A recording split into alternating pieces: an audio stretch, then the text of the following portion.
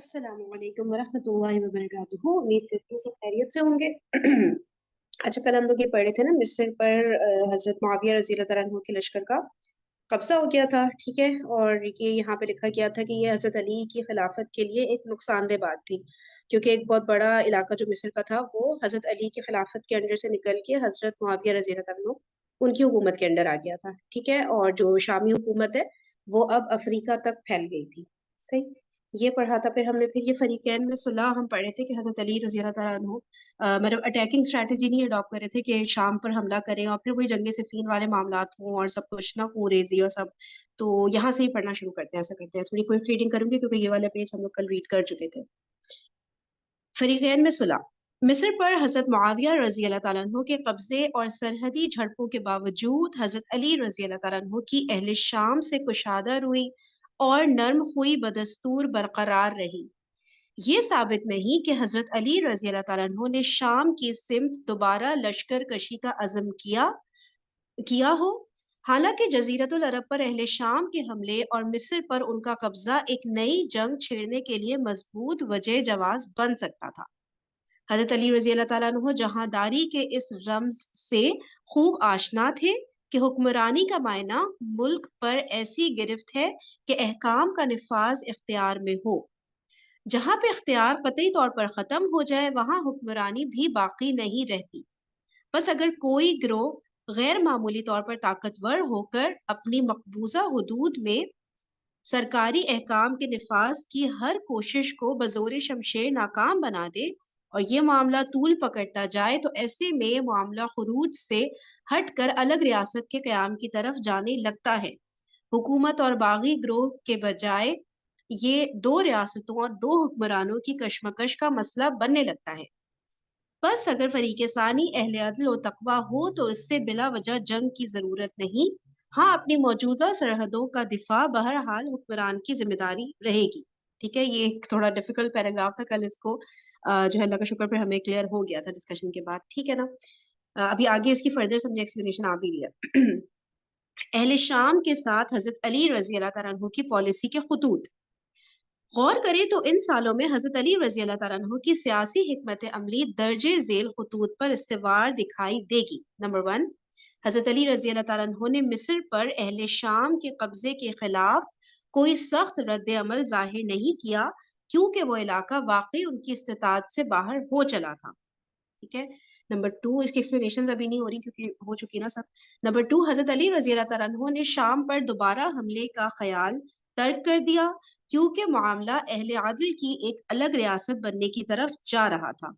ٹھیک ہے، اب کلیئر ہو گیا تھا نا کہ اب ایک الگ ریاست بنے گی جو حضرت معاویہ کے انڈر ہوگی اور یہاں پر حضرت علی کی جو خلافت ہے وہ برقرار رہے گی. تو وہ جو خلافت سے ملوکیت کا سفر ہوتا ہے نا وہ ادھر اسٹارٹ ہو چکا ہے. ہاں، اب تک اس ریاست سے کوئی معاہدہ نہیں ہوا تھا اور سرحدی جھڑپیں ہوتی رہتی تھی. یعنی حضرت علی کی خلافت کا حضرت معاویہ کی جو ریاست قائم ہو رہی تھی اس سے کوئی معاہدہ ابھی تک نہیں ہوا تھا. ٹھیک ہے نا. اور سرحدی جھڑپیں جو ہے وہ چل رہی تھی. جو حضرت معاویہ کا لشکر جو اٹیک کر رہا تھا قبضہ کرنے کے لیے ڈفرینٹ جزیرت العرب کے ایریاز کو، تو وہ تو اپنی جگہ چل ہی رہا تھا. حضرت علی رضی اللہ تعالیٰ عنہ نے اپنی سرحدوں کا دفاع کیا اور اہل شام کی مداخلت کو کہیں بھی کامیاب نہیں ہونے دیا. ٹھیک ہے نا. جو عراق وغیرہ کے ایریاز میں اٹیک ہو رہا تھا حضرت معاویہ کے لشکر کا، تو بہت اچھی ڈیفینسو اسٹریٹجی سے حضرت علی رضی اللہ تعالیٰ عنہ کے لشکر نے دفاع کر لیا تھا. ٹھیک ہے، اور مزید قبضہ نہیں کر سکے تھے حضرت معاویہ. اگر حضرت علی رضی اللہ تعالیٰ عنہ چاہتے تو اہل شام سے ایک فیصلہ کن جنگ لڑ سکتے تھے، مگر صفین میں ہونے والے غیر معمولی افرادی نقصان سے وہ بڑے دل گرفتہ تھے، جیسا کہ جنگ کے دوران بھی انہوں نے اس کرب کا اظہار فرمایا تھا. حضرت علی رضی اللہ تعالیٰ عنہ ایسے کسی المیے کا اعادہ نہیں کرنا چاہتے تھے، اس لیے ان کا رویہ صبر و تحمل پر مبنی رہا. ٹھیک ہے، وہ دوبارہ ساری چیزیں ریپیٹ ہو جو جنگ صفین میں تباہ کاریاں ہوئی تھی، تو ایسا نہیں چاہتے تھے حضرت علی رضی اللہ تعالیٰ عنہ. اس لیے مصلحت کے تحت انہوں نے جنگ نہیں چھیڑی اہل شام کے ساتھ.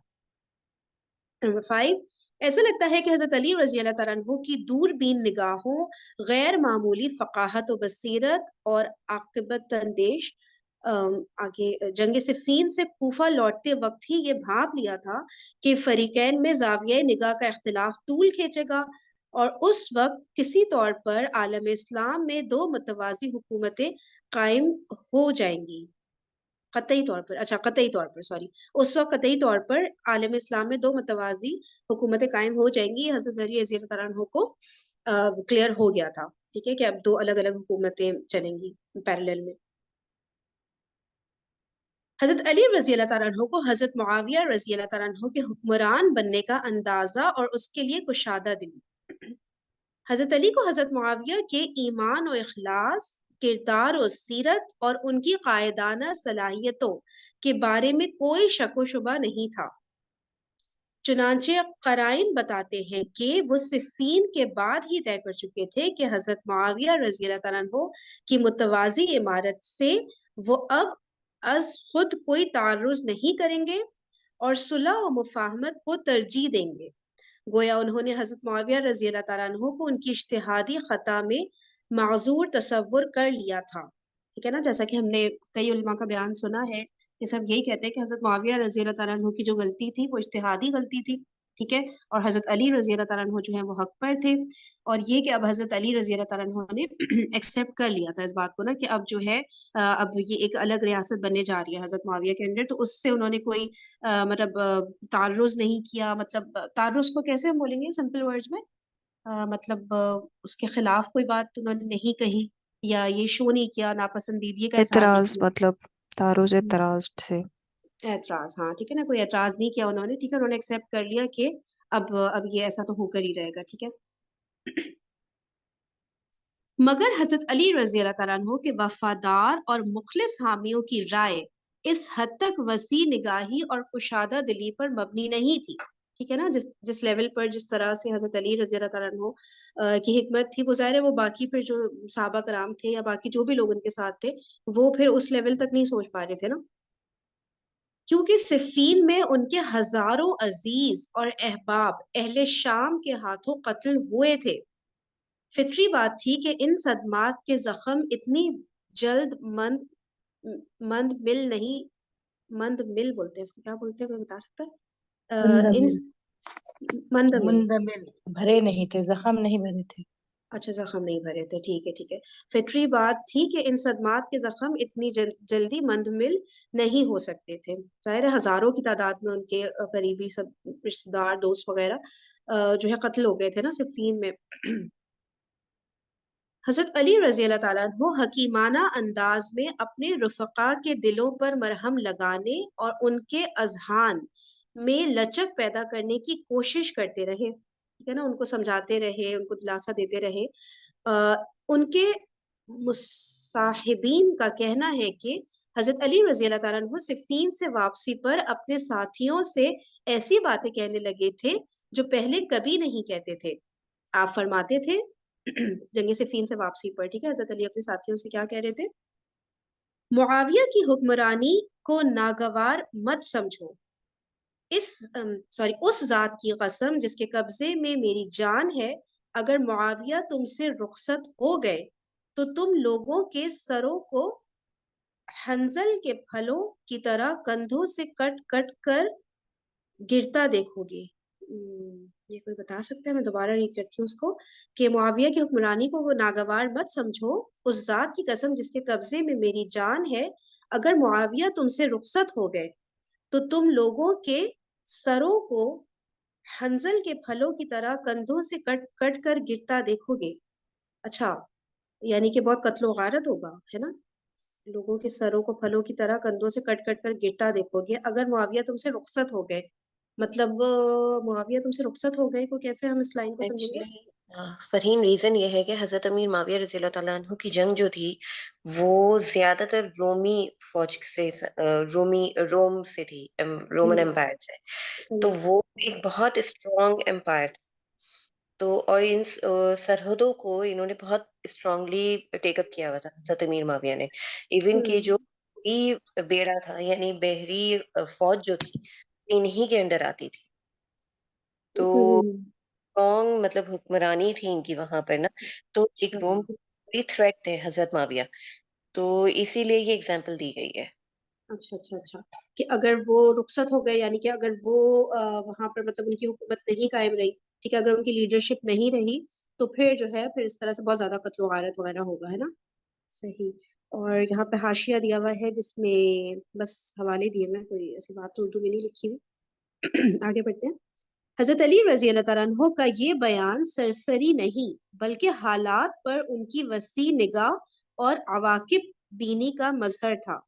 وہ جان چکے تھے کہ شام میں قبائلی تعصب ابھرنے کے باوجود وہاں حضرت معاویہ رضی اللہ تعالیٰ عنہ اپنے مناقب اور خصائل کے لحاظ سے سب سے معتدل شخصیت ہیں، اور ان کے بعد کوئی شامی سیاستدان ان جیسی رواداری اور بردباری کا مظاہرہ نہیں کر سکے گا، لہٰذا ان کے بعد خانہ جنگی میں شدت آ سکتی ہے. وہ یہ بھی محسوس کر چکے تھے کہ اہل عراق کے طبعی انتشار و افتراق کے مقابلے میں حضرت معاویہ رضی اللہ تعالیٰ عنہ نے اہل شام کو جس طرح منظم کر رکھا تھا اس کا نتیجہ عموماً سیاسی غلبے کی شکل میں ہی نکلتا ہے. لہٰذا مستقبل میں امت کا اقتدار انہی کے ہاتھوں میں چلے جانا کوئی بعید نہیں. بہت گہری باتیں آ رہی ہیں، اگر کوئی سمجھ رہا ہے تو پلیز ایکسپلینیشن کریے گا تھوڑی. حضرت علی رضی اللہ تعالیٰ عنہ ان تمام پہلوؤں کو سامنے رکھتے ہوئے اپنے مصاحبین کا یہ ذہن بنانا چاہتے تھے کہ اگر کبھی ایسی صورتحال بن جائے تو اہل عراق اسے اپنی انا کا مسئلہ نہ بنائے اور ایک قابل آدمی کو حکمران مان کر حالات سے سمجھوتا کر لے. ٹھیک ہے نا. حضرت معاویہ کے بارے میں تو بہت مشہور ہے نا کہ بہت ہی زبردست وہ مطلب لیڈر تھے. ٹھیک ہے نا. ان کے اندر بہت زیادہ ایکسپینشن بھی ہوئی تھی. اور کیا بولیں گے، ان کا تھوڑا سا نا ہمیں ویڈیو بھی دیکھنی پڑے گی حضرت معاویہ رضی اللہ تعالیٰ عنہ کی پرسنالٹی پر نا، کہ کس طرح سے وہ لے کر چل رہے تھے شام کو نا. اچھا Farheen, you will get all the answers in pages نا. آگے جیسے جیسے چلیں گے نا تو جیسے اچھا سارے سوالوں کے جوابات ملتے جائیں گے، کیونکہ اوکے. یہ ابھی ایک خلاصے کی فارم میں انہوں نے دیا ہوا پیراگراف. آگے اس کی پوری ڈیٹیل موجود ہے. ہاں کس کے فارم میں دیا ہوا ہے؟ مطلب یہ آپ سمجھ لیں کہ ایک خلاصہ ہے، پھر اس کی جو خلاصہ. ہاں ایکسپلینیشن ہے وہ آگے کے پیجز میں موجود ہے. اوکے اوکے اوکے، صحیح جزاک اللہ، تھینک یو. اچھا آگے بڑھتے ہیں. اچھا کوئی میں نے حاشیہ تو مس نہیں کیا؟ صحیح ہے. مجلس تحکیم کے بے نتیجہ ہونے کے بعد جب ذوالقعدہ سن 37 ہجری میں حضرت معاویہ رضی اللہ تعالیٰ عنہ نے شام کے مستقل حکمران کے طور پر رعایا سے بیعت لی تو شام کا ایک الگ ریاست و حکومت کے طور پر تشخص مزید ابھر آیا. اچھا اس کے نیچے لکھا ہوا ایکسپلینیشن پڑھ لیتی ہوں. حاشیہ میں شروع میں تو پوری عربک چل رہی ہے.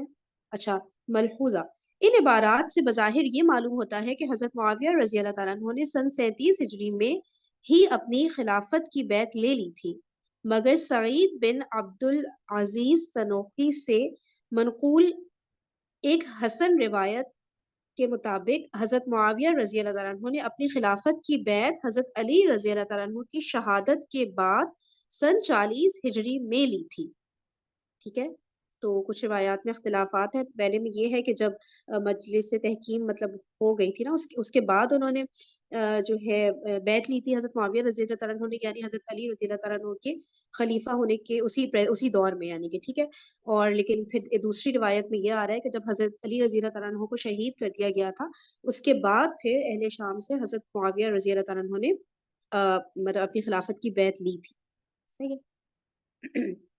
روایت یہ ہے اچھا عربک میں آ رہا ہے، پھر آ رہا ہے کہ بس درست بات یہی ہے کہ حضرت معاویہ رضی اللہ تعالیٰ عنہ نے 37 ہجری میں مطلقاً حکمرانی کی بیعت لی تھی. ٹھیک ہے. پہلے خلافت کی بیعت کا ورڈ آ رہا تھا نا، اب حکمرانی کی بیعت کا ورڈ آ رہا ہے کہ 37 ہجری میں انہوں نے حکمرانی کی بیعت لی تھی، جسے بعض حضرات نے الخلافہ سے تعبیر کر دیا.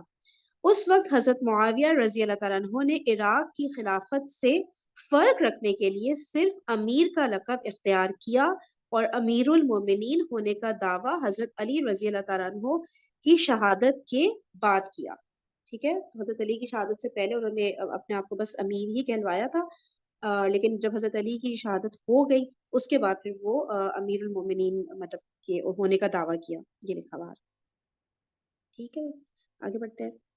اچھا پہلی لائن پہ تھی نا میں، مجلس تحکیم کے بے نتیجہ ہونے کے بعد جب ذوالقعدہ سن 37 ہجری میں حضرت معاویہ رضی اللہ تعالیٰ عنہ نے شام کے مستقل حکمران کے طور پر رعایا سے بیعت لی تو شام کا ایک الگ ریاست و حکومت کے طور پر تشخص مزید ابھر آیا. ادھر حضرت علی رضی اللہ تعالیٰ عنہ اذہان اور رائے عامہ کو کسی ایسے معاہدے کے لیے ہموار کرتے رہے جو دونوں ریاستوں کے لیے مستقل امن کا ضامن ہوتا ہے. جو لوگ شام پر حملہ کرنے کے لیے اصرار کر رہے تھے آپ رضی اللہ تعالیٰ عنہ ان کی رائے کو مسترد کر کے خوارج کے سدباب کو ضروری قرار دیتے تھے. آپ فرماتے تھے کیا تم معاویہ اور اہل شام کی طرف پیش قدمی کرو گے اور ان دشمنوں کو اپنے اہل و عیال اور مال و دولت پر مسلط چھوڑ جاؤ گے؟ اچھا، یعنی کہ یہ بات ہو رہی ہے نا کہ جو عراق میں موجود تھے یہ خوارج، ٹھیک ہے، تو مطلب ان کا سدباب کرنا پہلے ہی ضروری تھا نا کہ یہ لوگ سب نکل جاتے عراق سے وہاں شام کے لیے جنگ کرنے کے لیے، پیچھے یہ خوارج رہ جاتے اور پھر کہہ رہے کہ ان دشمنوں کو اپنے اہل و عیال اور مال و دولت پر مسلط چھوڑ جاؤ گے، ٹھیک ہے نا، تو ان کے رحم و کرم پہ پیچھے پورا عراق چھوڑ کر چلے جائیں گے، خوارج رہ جائیں گے پیچھے نا. تو یہ بات انہوں نے کی نا حضرت علی نے اپنے جو لوگ تھے اہل عراق سے. صحیح ہے. اور کسی کو کچھ کہنا ہے یا مزید ایکسپلین کرنا ہے یا وضاحت کرنی ہے تو پلیز آپ لوگ ساتھ ساتھ کر سکتے ہیں، یا کوئی کنفیوژن ہے یا میں نے کچھ غلط کہا تو بھی بتائیے گا، ٹھیک ہے، کیونکہ بہت ڈیفیکلٹ باتیں ہیں یہ. اچھا، سرحدوں کے احترام کا معاہدہ. اچھا یہ حاشیہ میں نے مس کر دیا نمبر 2 نیچے. صحیح مسلم. ابو مخنف نے کئی جعلی روایتیں پیش کر کے یہ سما باندھا ہے کہ حضرت علی رضی اللہ تعالیٰ عنہ شام پر حملے کے لیے بےتاب تھے مگر لوگوں نے خوارج کے فتنہ و فساد کی دہائی دے کر انہیں پہلے اندرونی خطرے کی طرف متوجہ کیا، حالانکہ حقیقت اس کے بالکل برعکس ہے، جیسا کہ صحیح مسلم کی صحیح روایت سے ان غلط روایات کی تردید ہو جاتی ہے. اس سے یہ بھی اندازہ لگایا جا سکتا ہے کہ رافضی راوی واقعات کی اصل شکل بگاڑ کر انہیں کس حد تک خلاف حقیقت انداز میں پیش کرتے رہے ہیں. یعنی کہ ابو مخنف کی جعلی روایتیں کیا تھی، اس میں یہ سما باندھا گیا تھا کہ حضرت علی جو ہیں وہ شام پر حملہ کرنے کے لیے بہت بےتاب تھے، وہ کرنا چاہتے تھے شام پر حملہ، لیکن جو لوگ تھے ان کے ساتھ حضرت علی کے ساتھ انہوں نے جو خوارج کا جو فتنہ و فساد تھا ان کی دہائی دے کر انہیں پہلے اندرونی خطرے کی طرف متوجہ کیا. ٹھیک ہے، تو ان لوگوں نے حضرت علی کی اٹینشن اس طرف کی کہ جو خوارج کا جو فتنہ ہے اس سے پہلے نمٹا جائے، پھر جو ہے اہل شام کی طرف ہم توجہ کریں گے. تو یہ روایات جو ہیں یہ اس بک کے اکارڈنگ یہ جھوٹی ہیں. ٹھیک ہے، اور بتا رہے کہ اس کے اپوزٹ صحیح مسلم کی روایات ہے.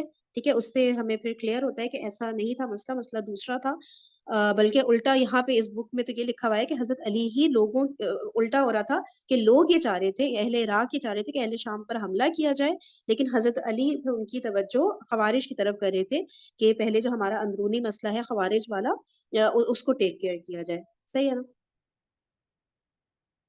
سرحدوں کے احترام کا معاہدہ.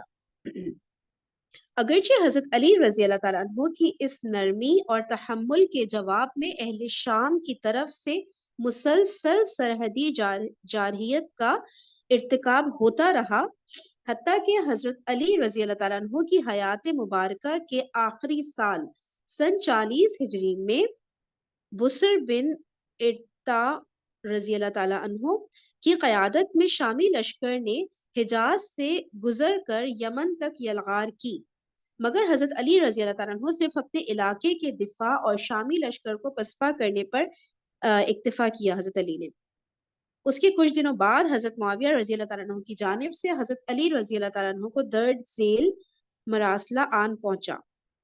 اچھا رکیے، یہ والا پیراگراف دوبارہ پڑھتی ہوں.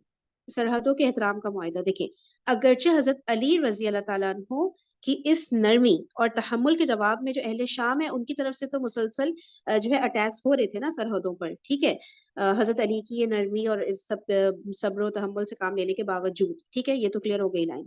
حتیٰ کہ حضرت علی رضی اللہ تعالیٰ عنہ کی حیات مبارکہ کے آخری سال سن 40 ہجری میں شہید کیا گیا تھا نا حضرت علی کو، تو اس سال بتا رہے ہیں کہ بسر بن ارتاد رضی اللہ تعالیٰ عنہ کی قیادت میں شامی لشکر نے ٹھیک ہے، جو شام کا حضرت معاویہ کا جو لشکر تھا اس نے کس کی قیادت میں، بسر بن ارتا کی قیادت میں حجاز سے گزر کر یمن تک یلغار کی.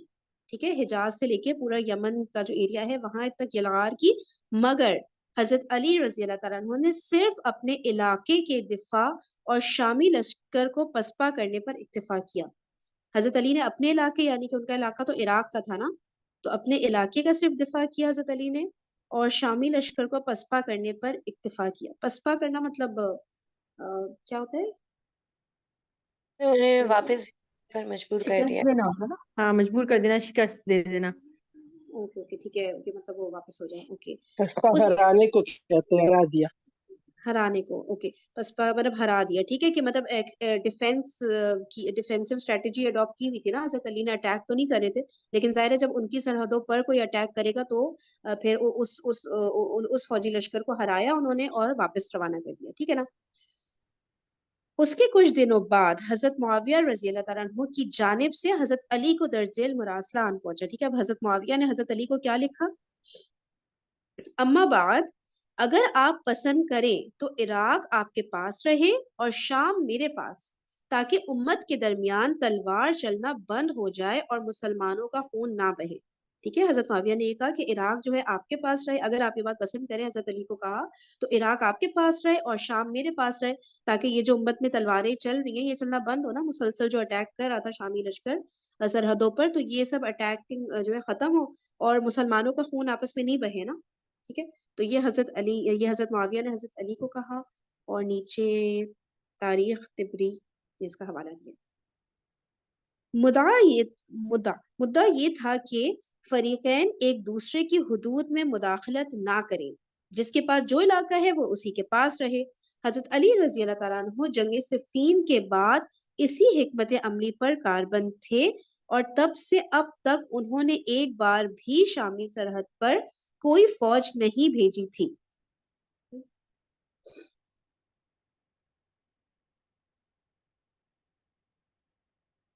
جب حضرت معاویہ رضی اللہ تعالیٰ عنہ نے بھی اسی تدبیر کو اپنانے پر آمادگی ظاہر کی تو حضرت علی رضی اللہ تعالیٰ عنہ نے اسے بخوشی قبول کر لیا. ٹھیک ہے، جو حضرت معاویہ نے حضرت علی کو لکھا تھا کہ آپ کے پاس آپ کا ایریا رہے، ہمارے پاس ہمارا ایریا، اور اس طرح جنگیں نہ ہو، اس طرح کوئی فوجی لشکر کسی دوسرے پر اٹیک نہ کرے، مسلمانوں کا خون نہ بہے، تو حضرت علی نے تو آلریڈی اس سے پہلے یہ اسٹریٹجی اڈاپٹ کی ہوئی تھی نا، تبھی تو وہ برداشت کر رہے تھے اور وہ اٹیک نہیں کر رہے تھے شام پر نا. تو اب حضرت معاویہ کا بھی یہی سٹانس ہوا، تو حضرت علی کو اس بات پہ بہت زیادہ خوشی ہوئی اور انہوں نے بخوشی حضرت معاویہ کی اس بات کو ایکسیپٹ کر لیا. ٹھیک ہے، یوں سرحدوں کے احترام کا معاہدہ ہو گیا. حضرت علی رضی اللہ تعالیٰ عنہ اپنے علاقے کے محصولات وصول کر کے اپنے ملک پر، اور حضرت معاویہ رضی اللہ تعالیٰ عنہ اپنی پیداوار سے اپنے ملک پر خرچ کرتے رہے. اپنے ملک کی بات ہو رہی ہے، یعنی کہ دو ایک الگ ملک بن گئے ایک طرح سے. نمبر 1 حاشیہ ہے تاریخ طبری. صلح کا یہ واقعہ اسی ایک راوی نے نقل کیا ہے اور طبری کے سوا کسی مورخ نے اسے بیان نہیں کیا. طبری کی روایت، تبری بولتے ہیں اس کو شاید نا، طبری کی روایت بھی بہت مختصر ہے، جس سے بالکل اندازہ نہیں ہوتا کہ یہ اچھا وہ بسر بن ارتاد، ہاں، جس سے بالکل اندازہ نہیں ہوتا کہ بسر بن ارتاد رضی اللہ تعالیٰ عنہ کی لشکر کشی کے بعد اچانک یہ صلح کیسے ہو گئی. اس سوال کے جواب میں چند اسباب معلوم ہوتے ہیں. نمبر 1، حضرت علی رضی اللہ تعالیٰ عنہ کی طرف سے کامیاب دفاع کے بعد اہل شام نے مزید حملے بے سود تصور کیے ہوں. اچھا، کیا کیا ریزنز ہو سکتے ہیں صلح کے پیچھے، اس کے بارے میں بات ہو رہی ہے کہ حضرت علی کی طرف سے کامیاب دفاع، یعنی کہ حضرت علی کے جب بھی عراقی بارڈر وغیرہ پہ اٹیک ہوتا تھا تو ہر دفعہ حضرت علی کا لشکر ان کو بچانے میں اپنے بارڈرز کو کامیاب ہو جاتا تھا نا. ایوری ٹائم یہ ہوا ہی چلا جا رہا تھا، صرف مصر پر قبضہ ہوا تھا نا حضرت معاویہ کا. ٹھیک ہے، تو اب ہر دفعہ کامیاب ہو رہا تھا حضرت علی کا لشکر، تو اس لیے اہل شام نے مزید حملے بے سود تصور کیے کہ کوئی فائدہ نہیں ہو رہا ہے ان حملوں کا. ٹھیک ہے، تو مے بی یہ ون آف دا ریزنس ہو کہ حضرت معاویہ نے جو یہ کہا تھا کہ جو ہے آپ اپنے ملک کا مطلب کہ ٹیک کیئر کریں، ہم اپنے ملک کو. صحیح ہے، تو مے بی ایک ریزن یہ ہو. دوسرا ریزن بتا رہے ہیں کہ یہ ہو سکتا ہے کہ حضرت معاویہ رضی اللہ تعالیٰ عنہ حضرت علی رضی اللہ تعالیٰ عنہ کے اخلاق کریمات، شاید یہی لکھا ہے، اخلاق کریمات اور وسعت ظرفی سے متاثر ہو کر جنگ بندی پر آمادہ ہوئے ہوں. ٹھیک ہے نا. مسلسل حضرت معاویہ دیکھ رہے تھے نا کہ ان کا لشکر اٹیک کیا جا رہا ہے سرحدوں پر، لیکن حضرت علی ایک دفعہ بھی ان کی طرف سے اس طرح کی کوئی بات نہیں ہو رہی یا کوئی اشارہ نہیں مل رہا کہ وہ جو شام کا لشکر ہے اس پر اٹیک کرے. ٹھیک ہے.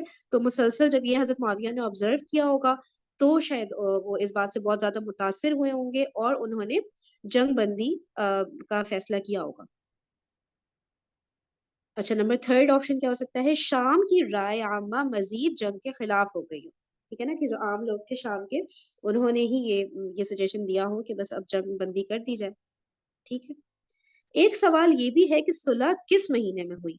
مورخین کا اتفاق ہے کہ حضرت معاویہ رضی اللہ تعالیٰ عنہ نے بسر بن ارتاد رضی اللہ تعالیٰ عنہ کو حجاز اور یمن کی مہم پر 40 ہجری میں بھیجا تھا.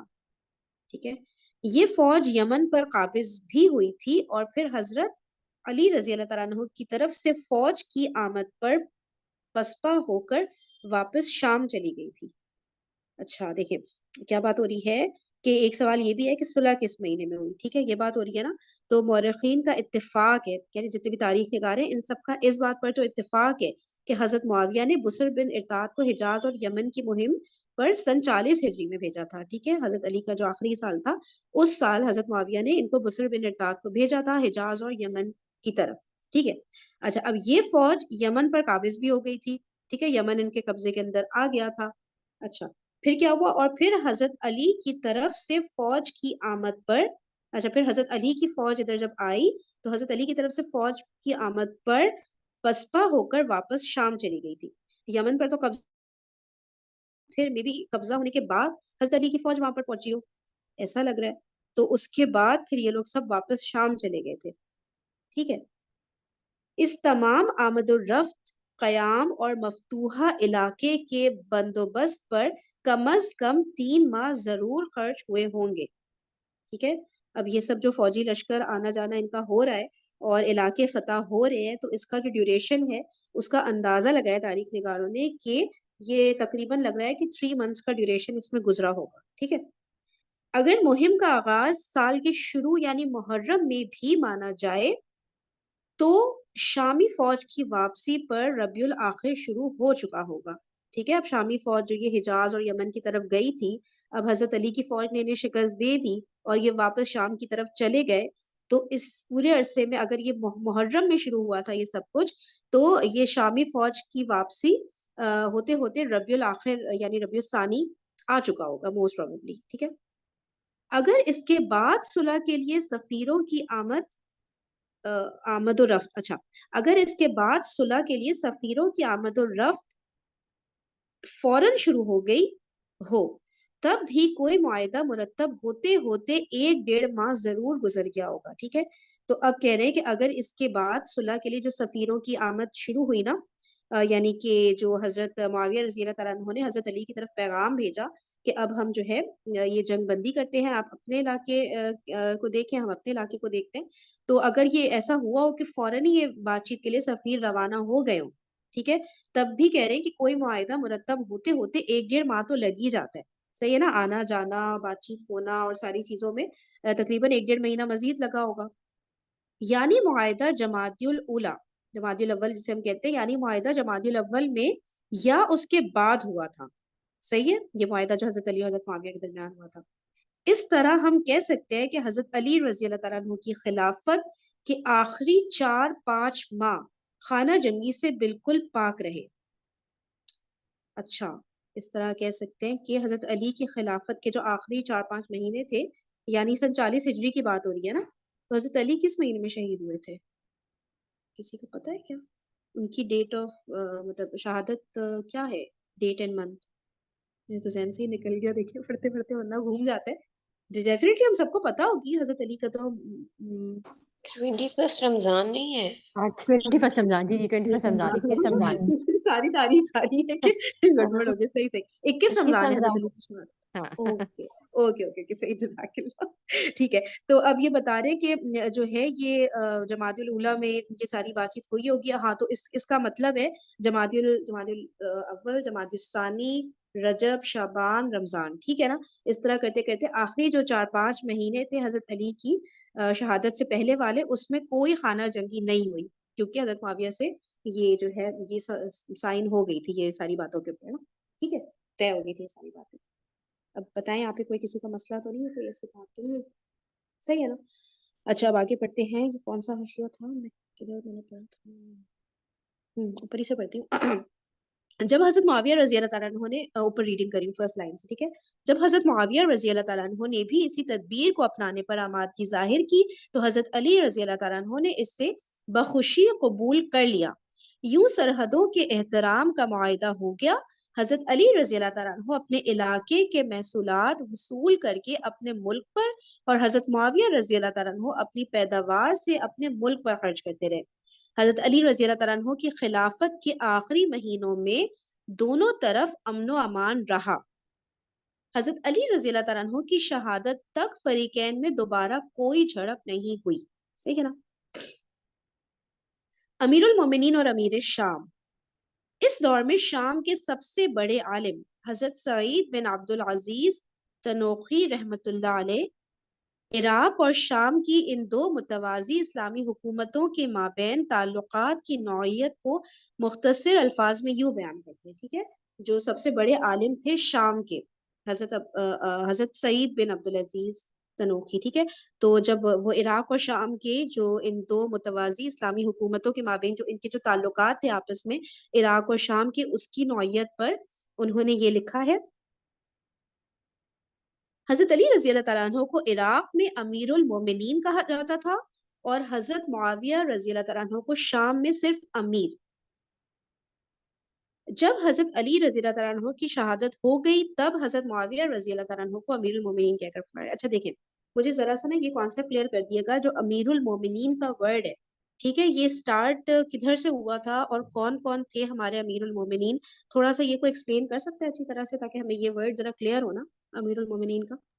امیر المومنین تو ہوتا ہے نا کہ امت کے امیر، یعنی تمام مسلم امت کے امیر، جیسے کہ حضور صلی اللہ علیہ وسلم امیر تھے. اچھا نبی سب سے کے پہلے امیر دوسرے پھر وہی تھے، امیر اس بھی کا تھے. مطلب ہے، بالکل ٹھیک ہے نا. بالکل. اوکے صحیح ہے. اس کے بعد پھر چاروں خلیفہ امیر المومنین ہوئے، جی ایسے ہوا. جی. اور ٹھیک ہے اس دین کے امیر بعد ہاں ان کے بعد میں حضرت علی کے بعد امیر معاویہ ہوئے پھر، ٹھیک ہے کیونکہ ٹھیک ہے انہوں نے ٹھیک پھر یہ لقب اپنا لیا نا تمام امت کے لیے، کیونکہ بیعت ہو گئی تھی. حضرت حسن بنے پھر، کیونکہ ہے. ہاں امیر المومنین ان سے بیعت ہوئی، دین حضرت حسن نے بیعت کر لی حضرت امیر معاویہ کے ہاتھ پہ، تو وہ پھر بنے. تو دیکھیں کرن، پہلے حضرت محمد صلی اللہ علیہ وسلم، پھر چاروں خلیفہ، پھر حضرت حسن بھی امیر المومنین بنے کچھ جی عرصے کے لیے، پھر جی حضرت 6 معاویہ مہینے بنے. کے لیے. ٹھیک ہو بالکل گیا نا. صحیح ہے، بالکل. ٹھیک ہے، اوکے جزاک اللہ.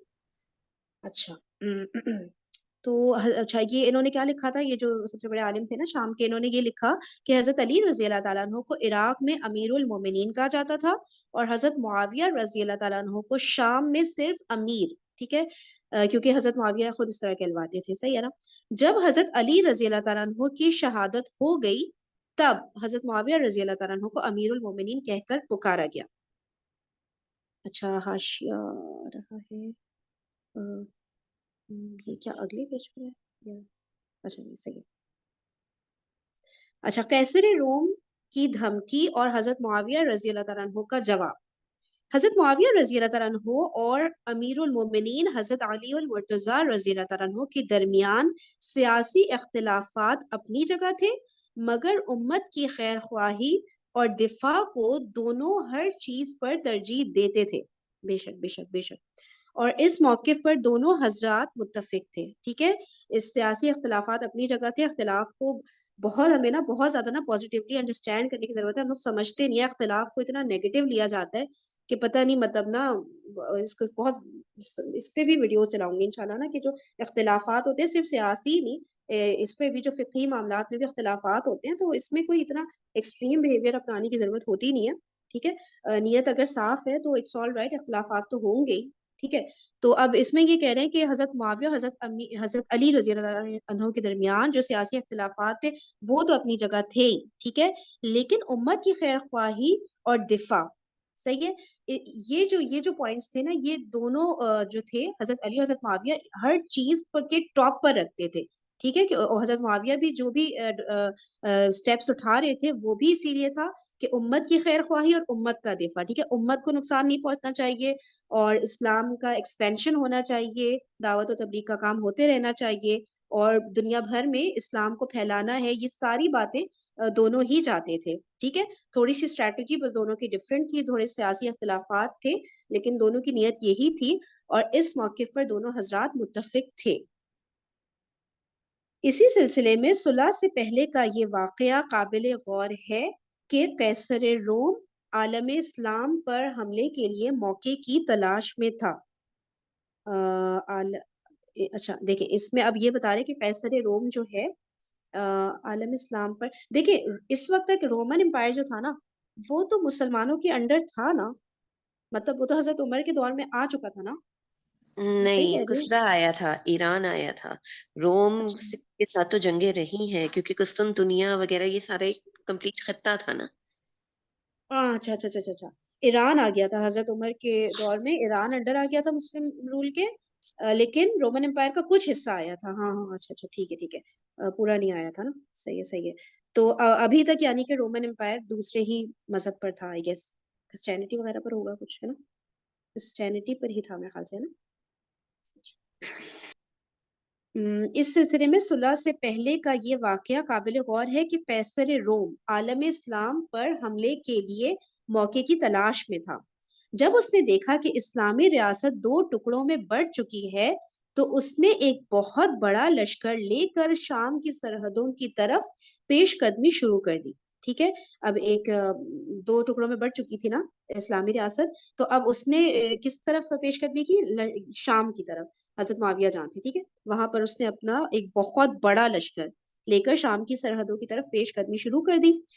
اچھا آگے پڑھوں. حضرت معاویہ رضی اللہ تعالیٰ عنہ کو پتا چلا تو اس سے ایک دھمکی آمیز مراسلہ لکھا جس میں تحریر تھا. اب حضرت معاویہ نے قیصر روم کی طرف کیا لکھا, اے ملعون, اگر تو واپس نہ لوٹا تو اللہ کی قسم میں اور میرے چچا زاد بھائی علی تیرے خلاف متحد ہو کر برسر پیکار ہوں گے.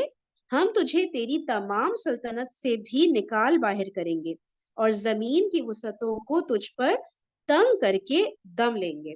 ٹھیک ہے نا, تو یہ انہوں نے لکھا حضرت معاویہ نے قیصر روم کی طرف, کہ مطلب ایسے تو نظر آ رہے ہیں کہ الگ الگ ہو گئے ہیں دونوں مطلب کہ ٹکڑے میں ہو گئی ہے اسلامی ریاست, لیکن ہم لوگ مل کے ایک اتحاد ہمارے اندر ہے ابھی بھی, اور ہم لوگ مل کے تمہارے اوپر اٹیک کریں گے نا رومن امپائر کے اوپر, اور پھر جو ہے ہم فتح حاصل کر لیں گے. اس طرح سے کر کے انہوں نے نا لکھا حضرت معاویہ نے. اچھا اس پیراگراف کو ایسا کرتے ہیں نا اب, کیونکہ مزید میں سے کوئی کچھ کہنا چاہ رہا ہو, کل کنٹینیو کر لیتے ہیں. ٹھیک ہے, یہاں سے کریے کل انشاءاللہ. بہت شکریہ آپ سب کے سیشن آنے کا, جزاکم اللہ خیرا کثیرا. سبحانک اللہم و بحمدک, نشہد ان لا الہ الا انت, نستغفرک و نتوب الیک. السلام علیکم ورحمۃ اللہ وبرکاتہ.